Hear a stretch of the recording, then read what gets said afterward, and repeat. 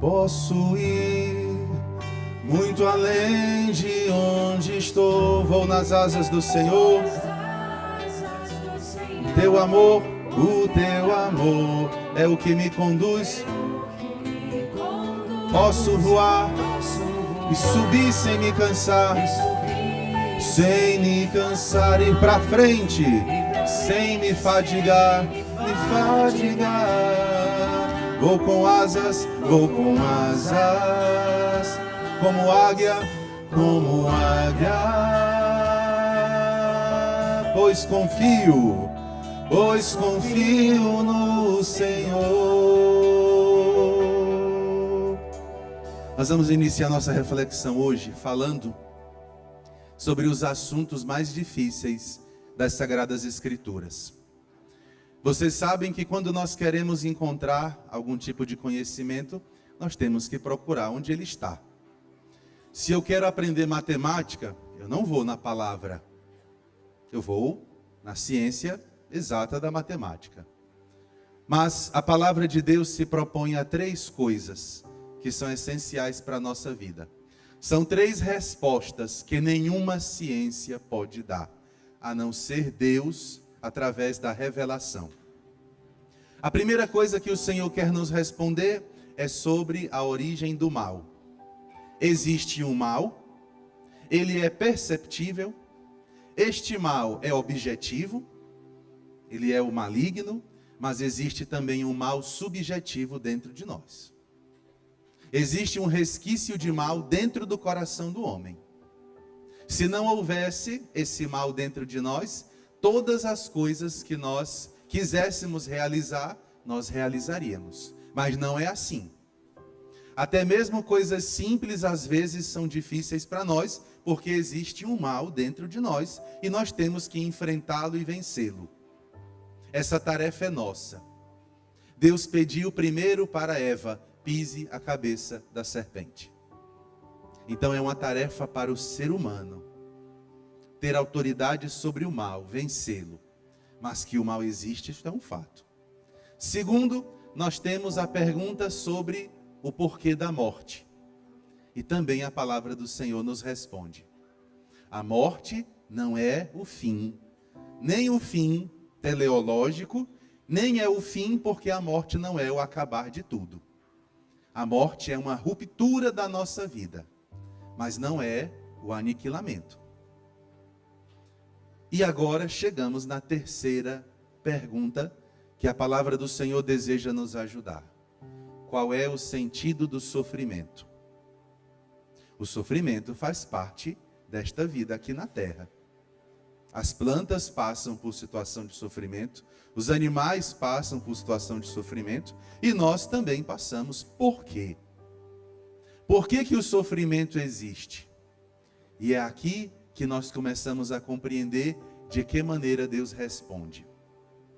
O sofrimento, ele tem 3 naturezas. Ele pode nascer de 3 coisas. Primeira causa do sofrimento, e fique atento para que você possa sair dele. O primeiro sofrimento é provocado por mim mesmo. Quando eu tomo escolhas erradas, quando eu decido coisas erradas, quando eu faço o que é ruim, eu estou tomando um caminho de sofrimento para mim. Qual é a natureza desse sofrimento? Consequências das coisas que eu fiz. Ora, meus irmãos, existe a lei do retorno. Se eu sou uma pessoa grosseira, se eu sou uma pessoa irritada, se eu sou uma pessoa amarga, qual é a consequência? Vou ficar só. É consequência. Não é culpa de ninguém, não. Ah, padre, eu gosto muito de preguiça. Escolha um caminho de preguiça, pois você vai estar sempre em desordem. É uma consequência. Ah, padre, eu não vou estudar. Não quero mais estudar, porque eu não quero mais. Pronto, decidi. Aí quando teus pais partirem e tu não tiveres mais o que comer, a culpa não é deles, é tua. Foi escolha tua. E quando a gente sofre porque escolheu errado, nós temos que passar por esse sofrimento calados. Não é para reclamar, não. Porque fui eu que procurei. Fui eu que procurei. Eu que fui teimoso. Eu que não ouvi conselho. Eu que não quis mudar. Eu quis ficar naquele caminho de teimosia. Então a consequência vem. A consequência vem. E eu preciso enfrentá-la. Isto é maturidade. Na hora que é para decidir, eu quero fazer o que eu quero. Mas na hora que vem a consequência, a culpa é dos outros. Que história é essa? Isso é falta de maturidade. Na vida, existe sempre um diálogo de plantar e de colher. Nós passamos a nossa juventude semeando para colher pelo resto de nossas vidas. Saibamos semear, saibamos escolher. Esta é a primeira razão. Então perceba, se na sua vida está atravessando um sofrimento, pense: Senhor, esse sofrimento eu provoquei? Eu sou culpado por ele? Faça essa pergunta com sinceridade. E se a resposta for sim, eu provoquei, que eu passe por ele com serenidade, sem reclamar, reparando os erros que eu cometi. Segunda razão do sofrimento: o sofrimento pode aparecer na minha vida pelo amor que eu tenho às pessoas.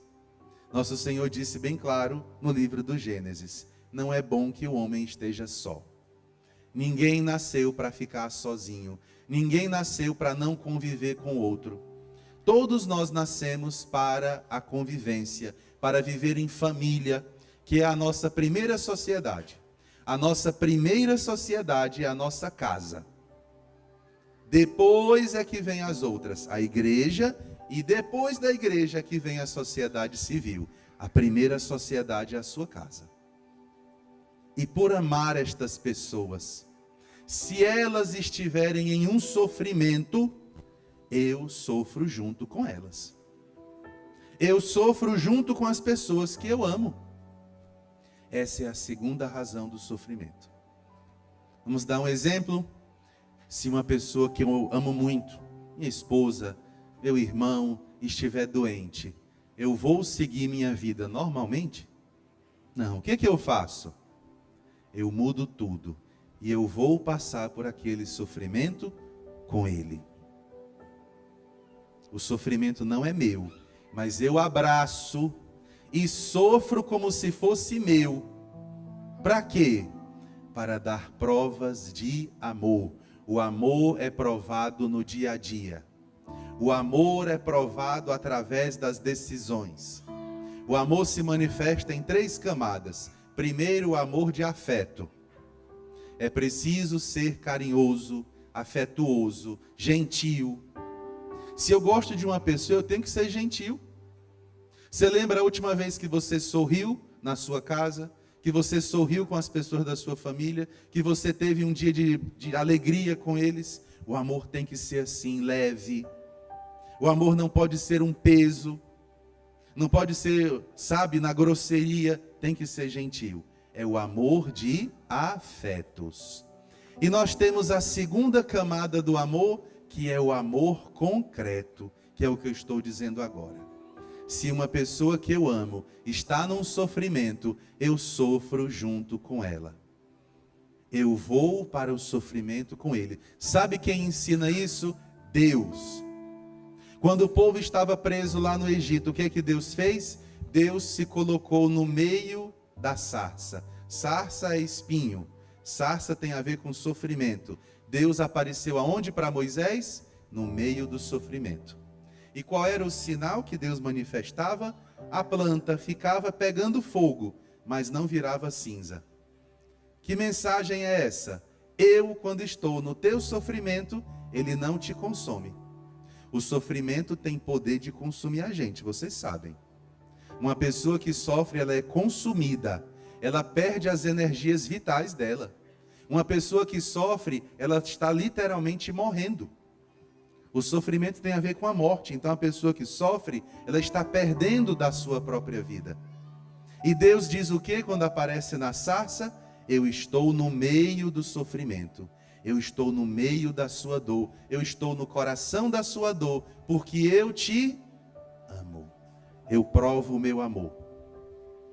E nós temos a terceira causa do sofrimento, que é a que está no Evangelho e na primeira leitura de hoje. Nós sofremos para fazer o que é certo. Vou dizer para vocês um segredo: fazer o bem custa caro. Não é de graça fazer o bem. Não é algo que você faz sem perceber. Fazer o bem vai gastar a sua vida. Fazer o que é certo vai consumir a sua vida. Você quer ser um bom pai? Você quer ser uma boa mãe? Você quer estar aberto à vida, ter 2, 3, 4, 5, 6 filhos? Pois isso vai consumir você. Você quer ser um bom profissional? Você quer ser uma pessoa justa, honesta no seu trabalho? Isso vai gastar você. Você vai pagar um preço. Você vai precisar pagar um preço para fazer o que é certo. Não é nem para ser extraordinário, não. É para fazer o que é certo. Padre, eu quero fazer a diferença. Você vai pagar o preço. A primeira leitura, ela vai falar de uma coisa interessante, que é o profeta Jeremias, porque ele estava no canto dele. Ele nunca pediu para ser profeta. Ele passava longe dos profetas já para não chamá-lo. E Deus mesmo chamou. E qual foi a reação dele? Senhor, eu não vou. Aí Deus fala, mas por que você não vai? Porque eu sei que eu vou sofrer. Eu sei que o caminho de um profeta é um caminho de sofrimento. E Deus disse, mas você vai. E de fato Jeremias tinha razão. Qual é o sofrimento dele hoje? A perseguição. Os obstáculos que são impostos pelas próprias pessoas. Não existe só obstáculo diabólico, não. O diabo é o primeiro. Ele é a pedra de tropeço por excelência.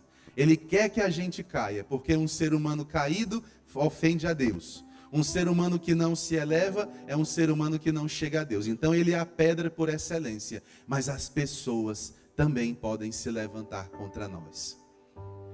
E Jeremias está aqui perseguido de morte. E qual é a culpa dele? Porque ele foi profeta. E ele vai nos ensinar o que fazer diante de um sofrimento. Primeira coisa, se una a Deus. Se apoie no Senhor. Reclamar não adianta. Se você convive com uma pessoa que reclama e ela começar a reclamar, diga para ela, olha, reclamar não adianta. Reclamar não é agir. Reclamar não resolve nada. Reclamar não conserta. Reclamar não transforma. Sabe o que a reclamação faz? Tira o seu prêmio, sua recompensa. Se você iria receber algo pelo sofrimento que você passou e você reclamou, você já perdeu. Perdeu o prêmio. Então o Senhor hoje vai nos ensinar pelo profeta, na hora da dor, eu estou do seu lado. Ah, e por que Deus não tira a minha dor? Deus não é tão bom, por que Ele não tira o sofrimento? Esse é o argumento de muitos ateus. Eu vou explicar agora. Deus não tira o sofrimento pela seguinte razão.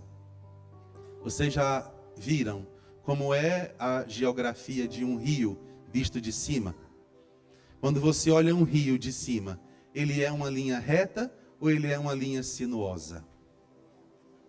E por que o rio faz tanta curva?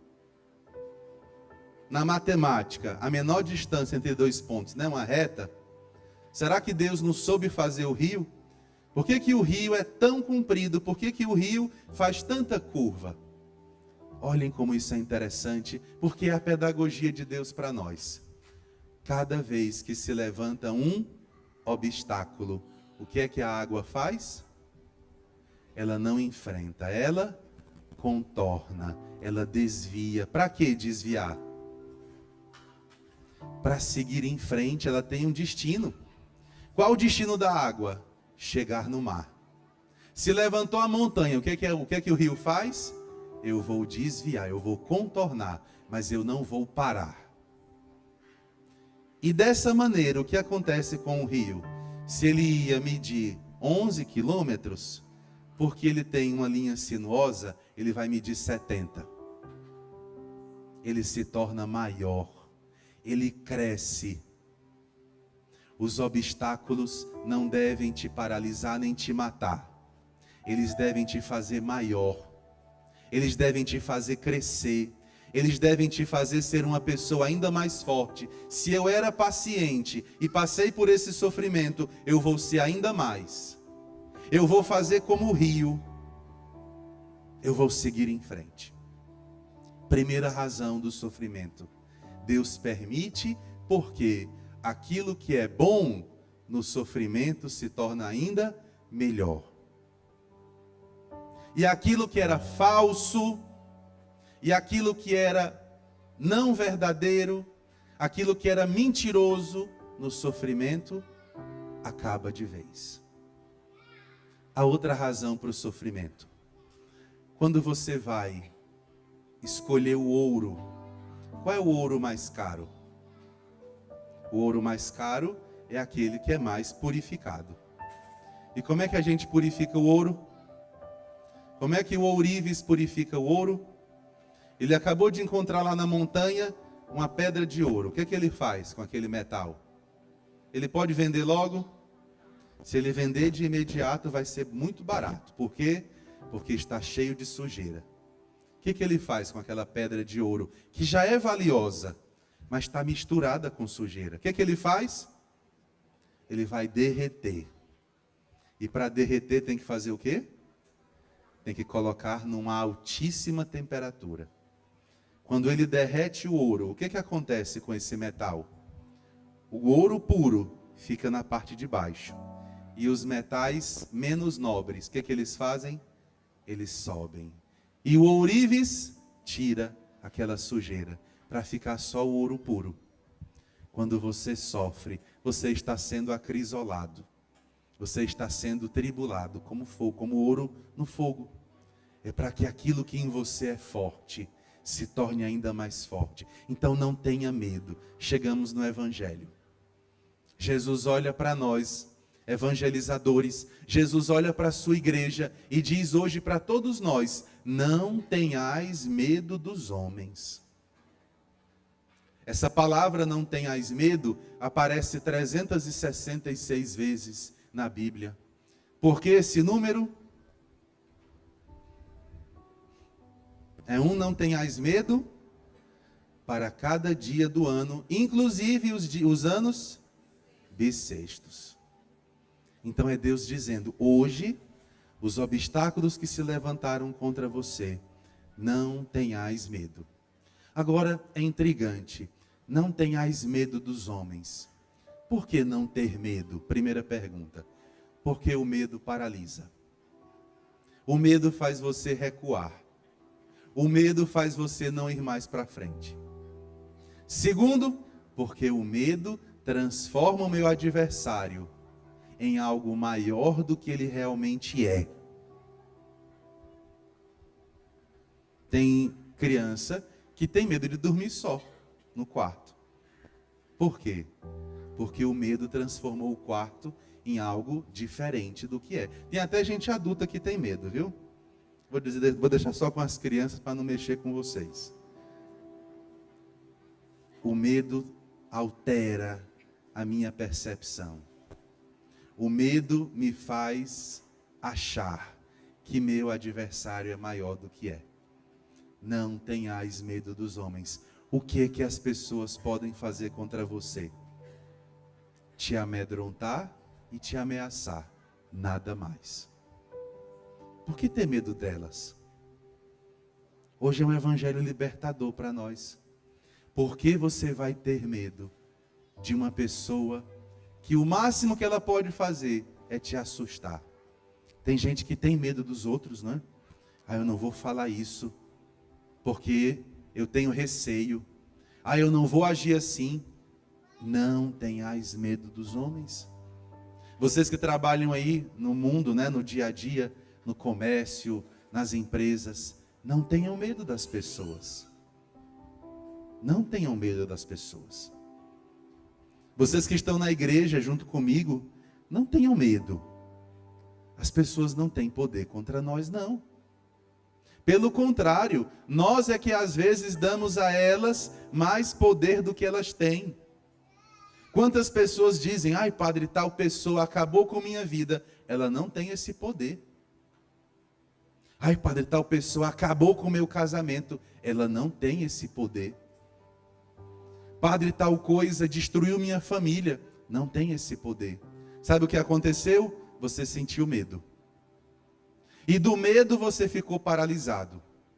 E da paralisia você começou a transformar o seu adversário em algo maior do que ele é. O que nosso Senhor disse para fazer com a serpente? Pise a cabeça dela. Não disse para sair correndo, não. É para pisar o mal. Se levantou o mal na minha casa, ele será esmagado. Como é que eu faço isso, padre? Primeiro, não tendo medo. Não é para enfrentar as pessoas, não é isso. Não é para sair por aí com um facão na mão, não. Estou dizendo isso, não. Mas é para você não ser um homem ou uma mulher medroso, que por tudo paralisa. Tem gente que tem medo até de atender ligação, porque acha que vai vir uma notícia ruim. E se vier, Deus está comigo. Tem gente que tem medo de sair de casa. Padre, pode acontecer alguma coisa? Pode acontecer dentro da sua casa. Não tenhais medo. Depois nosso Senhor vai dizer para nós, não ter medo por quê? Porque aquilo que eu estou pedindo para vocês, eu mesmo vou confirmar. Tudo que vocês estão passando para fazer o bem, eu vou confirmar. Então não tenham medo. Eu estou pedindo para vocês irem na frente, mas eu vou logo em seguida. Depois o Senhor diz, não tenham medo do martírio. Eu confesso a vocês que nessa hora é mais difícil. Martírio é morrer pela fé. E ele disse hoje, não tenham medo dos que matam o corpo. Isso é o martírio. O mártir é aquele que tem o seu corpo consumido pelo sofrimento, mas a alma não. Aqui é o máximo da coragem humana. É o Senhor dizendo, sejam corajosos na igreja. Façam como o rio faz, vão em frente. Ai, mas tem isso, tem aquilo, e tem aquela dificuldade, e não sei o quê. Não tenhais medo. Vocês têm uma missão a cumprir. Nós temos uma missão a cumprir. Não tenhais medo. Então é tão forte essa palavra, porque daqui a alguns anos na sua família, o que vai acontecer? Você que hoje é cuidado pelos seus pais, você vai cuidar deles. E você tem que ser forte e corajoso para fazer isso. Quero concluir essa reflexão com a parte mais bonita. Sempre a gente deixa a cereja do bolo para o final. Nosso Senhor vai depois dizer assim, as pessoas vendem 2 pardais por algumas moedas, mas nenhum deles morre sem que o vosso Pai consinta. Os pardais, até hoje, sempre foram considerados animais sem valor. Inclusive hoje, né, as pessoas dizem até que os pardais são a praga aqui, não é? Então dizem que são animais sem valor. Pois até esses animais sem valor, Deus cuida deles. Imagine você que Deus amou tanto, que fez você único, que colocou no seu coração tanta coisa boa. Será que Deus não cuida de você? Será que Deus fez você formar sua família para nada? É você confiar na providência de Deus. Confie no cuidado de Deus. Tome posse dessa palavra. Deus cuida de mim. Deus conhece minha vida. Se Ele permite que eu passe por isso, é porque Ele sabe que vai tirar um bem maior. Mas eu não vou me desesperar. Eu vou agir como um passarinho na mão de Deus. Vocês já viram um passarinho quando fica ali naquela biqueira tomando banho? Não se importa com nada. É a coisa mais feliz da vida dele. É assim que nós temos que viver a nossa vida. Não deixe as pessoas roubarem a sua paz. Ninguém tem esse poder. Ai, padre, mandaram uma mensagem do WhatsApp, acabou com a minha vida. Uma mensagem? Acabar com a sua vida? Cadê seu senso de proporção? Não vai. Sabe por quê? Porque os nossos adversários querem quebrar a nossa alma. Seus adversários querem lhe ver rastejando. Não verão. Eu só rastejo diante de Deus. Diante dele eu quebro minha alma. Diante do ser humano, não. Sabem por quê? Porque eu sei o meu valor diante de Deus. Eu sou um passarinho na mão de Deus. Pode não ser muito para muita gente, mas para Deus é. E a segunda parte dessa explicação, nosso Senhor fala em contar cabelo. Até os cabelos de vossa cabeça estão contados. É tão simples que eu vou explicar, vocês vão achar, ai padre, é só isso mesmo. Quando você pede uma coisa emprestado, assim que a pessoa te entrega o que ela está emprestando, o que é que você faz? Vou te emprestar 10 toalhas. O que é que você faz assim que recebe? O que é que você faz?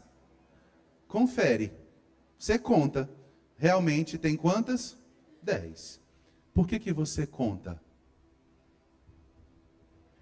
Você conta por quê?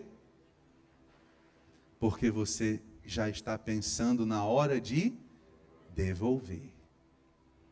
Quando Jesus diz, Deus está contando o cabelo da cabeça de vocês, é para quê?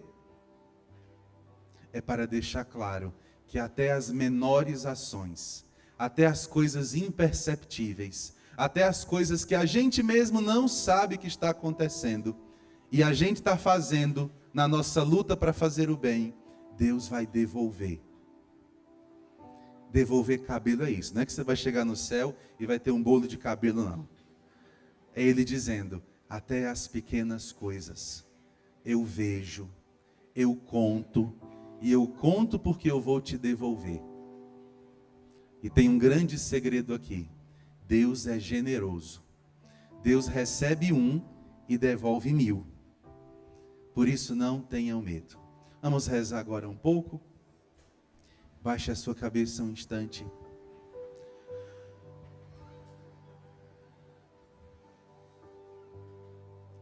Apresente ao Senhor nesse momento,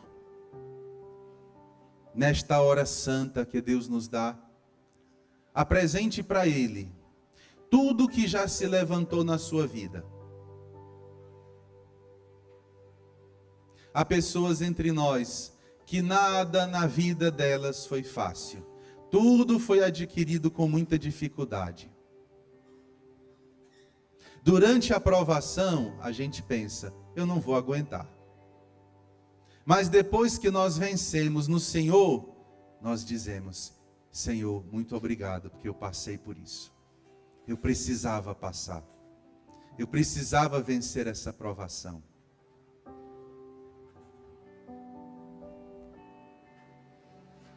Pense quais são as provações que se levantaram na sua vida nesses últimos tempos. Quais são as coisas que você olha e diz, eu não vou ser capaz. Eu não consigo. Isto é maior do que eu. E em frente, unido a Deus. Faça como aquela pessoa doente que tem um acompanhante no hospital. Quando precisa andar, se segura no acompanhante, pois se segure no Senhor. Em frente, mesmo que você esteja fraco, mesmo que você esteja sem forças, se apoie no Senhor para você enfrentar as batalhas da sua vida. Mas não recue, porque na hora que você paralisa, tudo para na sua vida. Vamos nos preparar para cantar, não tenhas medo. A segunda coisa que nós vamos rezar. Há pessoas que convivem com situações constantes de sofrimento. pessoas que te fazem sofrer. Pessoas que sabem teu ponto fraco e vão pisar ali. Porque tem gente cruel no mundo. Você que fica escondendo o seu choro, porque você sente as ofensas. Se coloque como um homem, uma mulher de coragem, que confia no Senhor. E a última coisa, meus irmãos, você que tem uma missão nesta terra, você que paralisou sua vida, é hora de voltar. Você que veio hoje para esta igreja e trouxe alguém que está atravessando por um sofrimento, reze por essa pessoa também.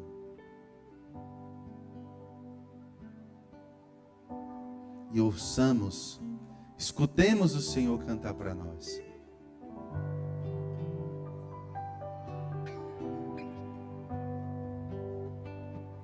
Todos juntos? Vem que a tempestade já não pode. A segurança em meu barco encontrarás.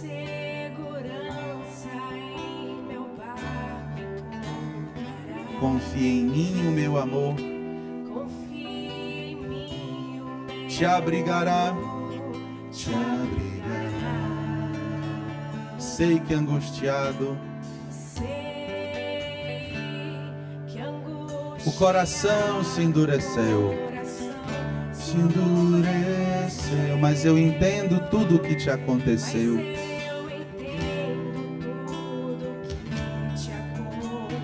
Ainda é tempo de voltar para o teu Deus. Ainda é tempo de voltar para o teu Deus. E Ele mesmo diz para você: não tenhas medo, não tenhas medo, pois eu estou aqui. É o teu Senhor, é o teu Senhor quem diz: quero guiar os passos teus. Vem, entrega-te então, farei morada em teu coração. E quando anoitecer, cansado te encontrar, no silêncio teu, eu irei te consolar. Nos braços meus, descansarás. Tome posse e cante: forças,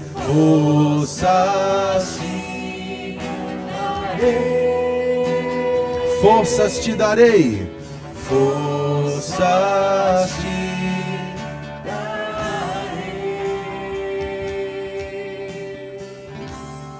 Duas coisas para a gente rezar. Há pessoas tão cansadas entre nós, que a vitória que você esperava chegou, a conquista que você esperava chegou, e você não consegue se alegrar, porque você está cansado. E o seu cansaço é porque você carregou muitas coisas nos ombros. Se alegre com as vitórias de Deus na sua vida. Se alegre com as conquistas que Deus te permitiu realizar. Se alegre. Louve ao Senhor. A segunda coisa que é preciso rezar ainda. Há pessoas que desistiram. Há muitos aqui que precisam ouvir essa oração. A você que desistiu de si mesmo. Tem gente que pensa em morrer. Não é de matar-se, mas vem morrer. Tem gente que diz: seria melhor se eu não existisse mais. Seria melhor se Deus me levasse. Nunca mais deixe esse pensamento tomar a sua cabeça.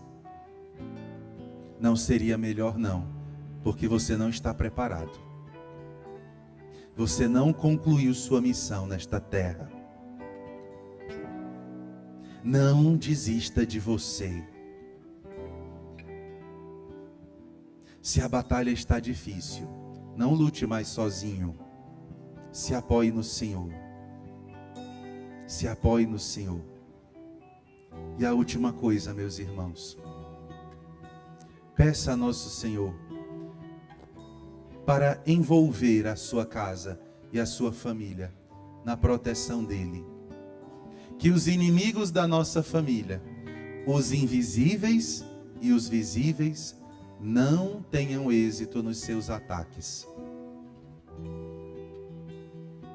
Se a sua família está aqui, imponha as mãos sobre eles.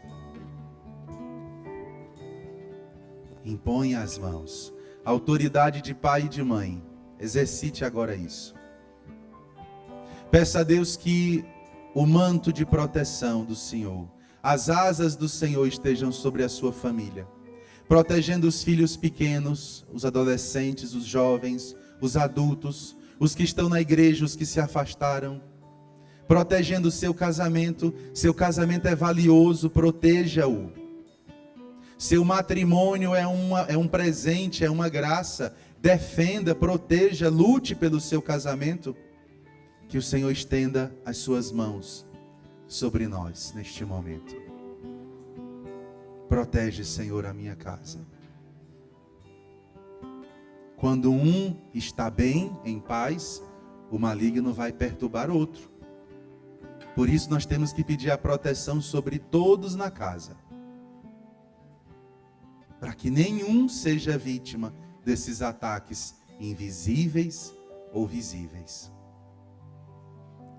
Que o Senhor proteja a minha casa. Peça a Ele com as suas palavras. Protege a minha casa, Senhor. Se na sua casa tem se levantado doença após doença, se na sua casa tem sido uma briga depois da outra, uma discussão depois da outra, um problema depois do outro, proteja a sua casa. Imponha as mãos sobre eles. Senhor, agora o Senhor vai revestir a minha família. E se você sabe que alguém na sua casa está em sofrimento, se não estiverem, louve a Deus, porque é um grande presente.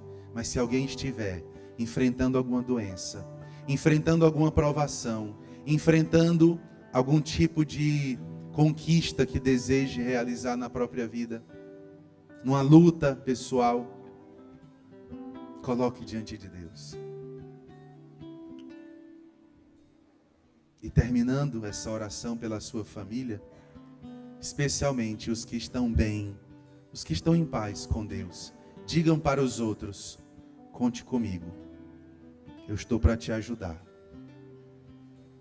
eu estou para te apoiar. Se apoie em mim, não sofra só, não sofra calado, se apoie em mim. Vamos ficar em pé e vamos cantar juntos. Não tenhas medo, não tenhas medo, pois eu estou aqui. É o teu Senhor, é o teu Senhor quem diz. Quero guiar os passos teus, quero guiar Os passos teus. Solte a voz e cante, venha, entrega-te. Entrega-te então, farei morada em teu coração. E quando anoitecer, cansado, no silêncio teu, eu irei te consolar. nos braços meus, descansarás, forças te darei, forças te darei, forças te darei.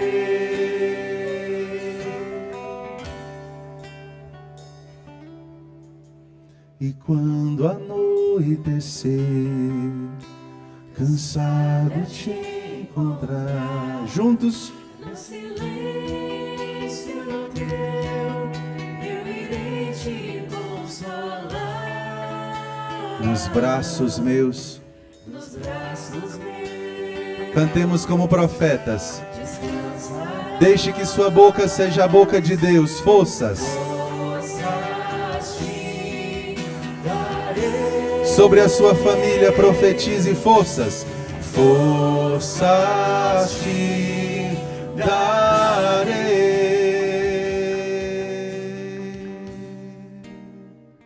Confiando nesse Deus que